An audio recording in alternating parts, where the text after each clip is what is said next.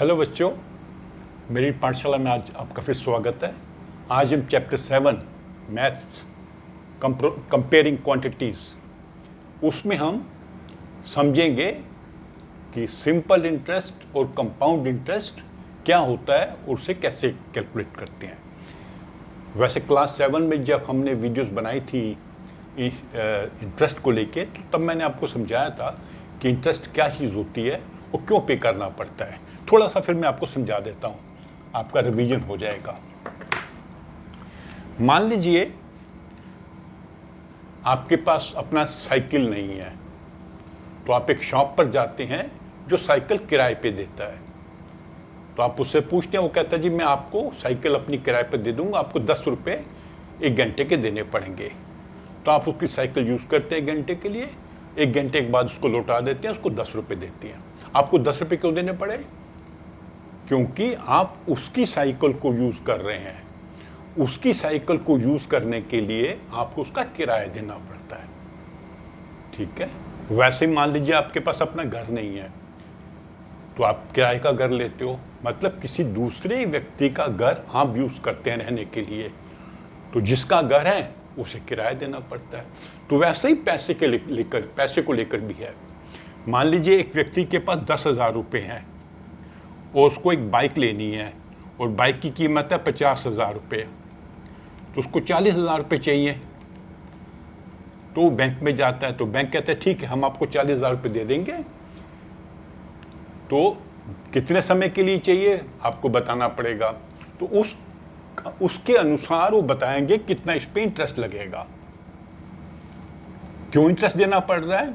क्योंकि ये पैसा जो आपका अपना नहीं है, ये आप यूज करेंगे, ये यूज करके एक बाइक खरीदेंगे, उस बाइक को यूज करेंगे।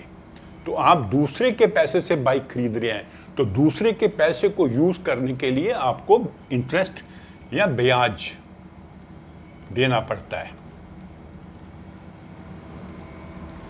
ठीक है। अच्छा, बैंक के पास पैसा कैसे आता है?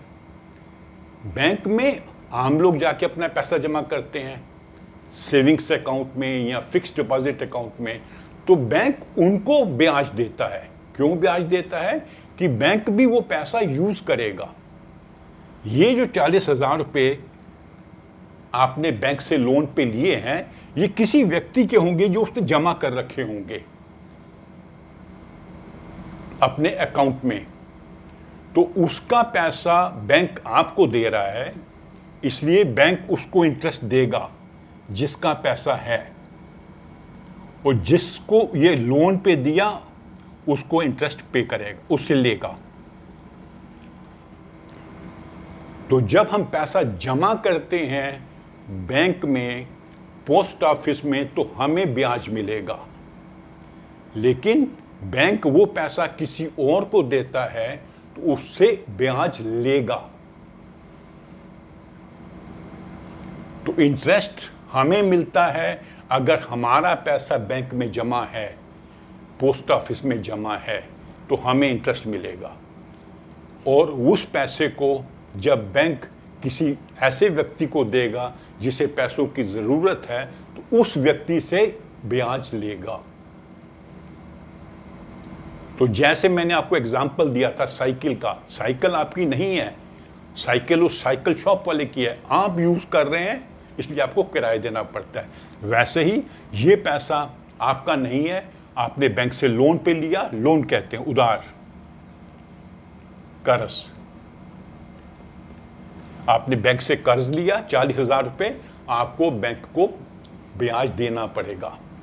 और जिन लोगों ने ये पैसा जमा करा रखा था उनको बैंक वाले कर्ज देंगे, बैंक वाले ब्याज देंगे, बैंक वाले उसको इंटरेस्ट देंगे।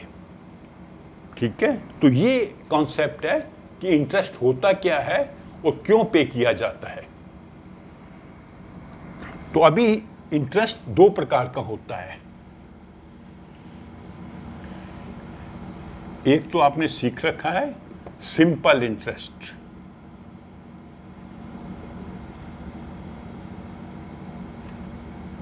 सिंपल इंटरेस्ट में क्या होता है कि जो आपने अमाउंट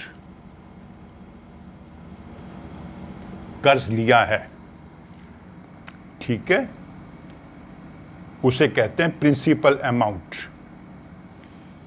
मान लीजिए उस व्यक्ति ने, जिसके भी हम एग्जाम्पल दे रहे थे, उसने बाइक खरीदनी है, उसने 40,000 रुपये बैंक से कर्ज लिया, तो उसको 40,000 के ऊपर कर्ज देना पड़ेगा, ब्याज देना पड़ेगा, इंटरेस्ट देना पड़ेगा।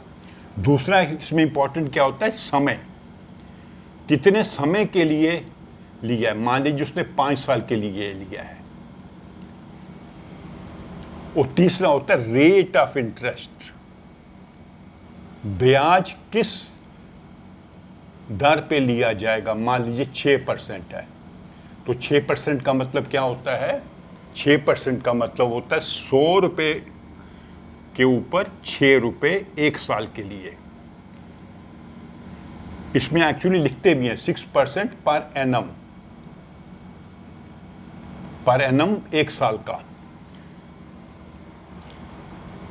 तो एक व्यक्ति मान लीजिए बैंक से 100 रुपये लेता है 1 साल के लिए, 1 साल के बाद उसको 106 रुपये वापस करने पड़ेंगे। इसका ये मतलब है 6%। एक व्यक्ति बैंक से 100 रुपये लेता है लोन और 1 साल के लिए लेता है, और बैंक कहता है कि रेट ऑफ इंटरेस्ट है 6% पर एनम, तो इसका मतलब है कि 1 साल के बाद उसको 106 रुपये देने पड़ेंगे। 106 का मतलब है 100 रुपये तो जो उसने पैसा लिया था बैंक से, और 6 रुपये का ब्याज, इंटरेस्ट। तो ऐसे हम सिंपल इंटरेस्ट को कैलकुलेट करते हैं, ठीक है। और इसका फॉर्मूला क्या होता है, बहुत सिंपल फॉर्मूला है, interest is equal to principal into time into rate upon 100।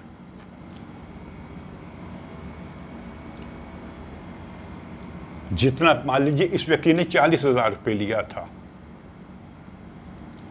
और इसने 5 साल के लिया, रेट ऑफ इंटरेस्ट है 6। ये 100 क्यों आया, क्योंकि परसेंट है, तो परसेंट नहीं लिख रहे, हम लिख रहे हैं 6/100। यहां पर हम 6% नहीं लिख रहे, ये ध्यान रखने वाली बात है, हम लिख रहे हैं सिर्फ 6। तो इसको कैलकुलेट कर लेते हैं, 2 0 निकल गए, 500, 5 चौके 2000 इंटू 6, 6 दूनी 12,000। 5 साल के बाद उसको एक तो 40,000 रुपये पे करने पड़ेंगे और 12,000 रुपये का इंटरेस्ट देना पड़ेगा। तो मतलब टोटल अमाउंट जिसको पे करना हो जाएगा 52,000। 40,000 जो उसने बैंक से लिए थे वो तो वापस करने ही करने हैं, 5 साल के बाद वापस लौटा दिए, प्लस 12,000 रुपया उसको इंटरेस्ट देना पड़ेगा। ये 12,000 अमाउंट कैसे आया, principal into time into rate, इनको मल्टीप्लाई किया तो 12,000 बना, ठीक है। तो इसमें एक बड़ी इंपॉर्टेंट चीज ये भी होती है, ये इक्वेशन जैसी बन गई है, I interest P into T into R upon 100। तो इस इक्वेशन में अगर हमें प्रिंसिपल, टाइम, रेट पता है तो हम इंटरेस्ट कैलकुलेट कर सकते हैं। अभी हमने किया 40,000 के ऊपर हमने कैलकुलेट किया 12,000 इंटरेस्ट। अगर हमें इंटरेस्ट मालूम है, प्रिंसिपल मालूम है, टाइम मालूम है, रेट नहीं बताया गया, मान लो रेट नहीं बताया गया, तो हम रेट कैलकुलेट कर सकते हैं क्योंकि ये इक्वेशन बन जाएगी। या हमें टाइम नहीं पता है, बाकी सब चीज़ें पता है, तो हम टाइम कैलकुलेट कर सकते हैं। मतलब इन 4 चीज़ों में से 3 चीज़ें हमें पता हैं तो हम चौथी कैलकुलेट कर सकते हैं। ओके, हमें प्रिंसिपल नहीं पता, बाकी सब तीनों चीज़ें पता हैं, इंटरेस्ट पता है, टाइम पता है, रेट पता है, तो हम उसको कैलकुलेट कर सकते हैं। तो इस प्रकार हम सिंपल इंटरेस्ट को कैलकुलेट करते हैं। सिंपल इंटरेस्ट का बेसिकली मतलब होता है कि सिर्फ इस अमाउंट पर इंटरेस्ट देना है, हम ब्याज सिर्फ उस अमाउंट पर दे रहे हैं जो हमने लोन पर लिया है, जो हमने कर्ज लिया है। कंपाउंड इंटरेस्ट में क्या होता है? कंपाउंड इंटरेस्ट में हमें जो हर साल ब्याज बनेगा उसके ऊपर भी इंटरेस्ट देना पड़ेगा। उसके लिए हम अलग वीडियो से समझेंगे, ठीक है। तो अभी इसको आप एक बार रिवाइज करिए, आपकी बुक में जो क्वेश्चन है उनको सॉल्व करिए, तो आपको अच्छे से समझ आ जाए कि सिंपल इंटरेस्ट हम कैसे कैलकुलेट करते हैं। तो अगले वीडियो में आपको समझाऊंगा कंपाउंड इंटरेस्ट कैसे होता है, उसको कैलकुलेट कैसे किया जाता है, उसका फॉर्मूला क्या होता है। ओके, तो मेरी इस वीडियो को आप लाइक करो, अपने फ्रेंड्स के साथ शेयर करो और मेरे चैनल को सब्सक्राइब भी करो। Thank you.